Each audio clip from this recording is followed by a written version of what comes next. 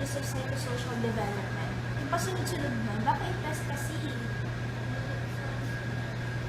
Ano? Ano yun?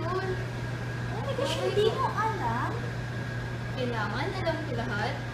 Ano ba yan? I-test to, DS ka talaga. Kailangan Grabe. talaga alam-alam sa BA na pag-aaral. Sige nga, ano ang Hubble's Law? Importante ba yan? Oo naman. Alam mo, science is everything. So, importante talaga yun. Ano ba? Excuse me, kung walang BA, di sana hindi tayo nagkakaintindihan ng mga personalities natin dito ngayon. Kung walang DS, kung walang science, edi sana wala tayong technology, wala tayong aircon, wala tayong TV.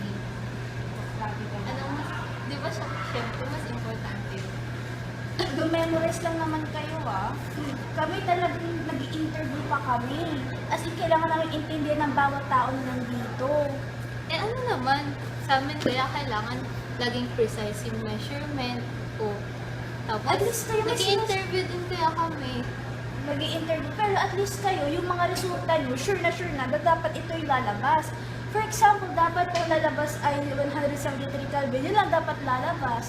Eh sa amin, pag may maling ibang lumabas, for example, ito yung expect namin, iba yung lumabas, isipin namin, ay siguro ito yung tama, kayo hindi. So parang unfair, ang dali sa inyo kaya.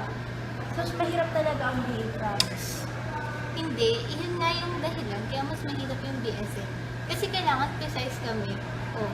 So parang pag mali kami, mali agad kami, eh kayo parang pag mali kayo, pwede niyong ilisa na, eh kasi ganito, ang Yun ganito. yung Kaya nga, mahirap kasi marami factors.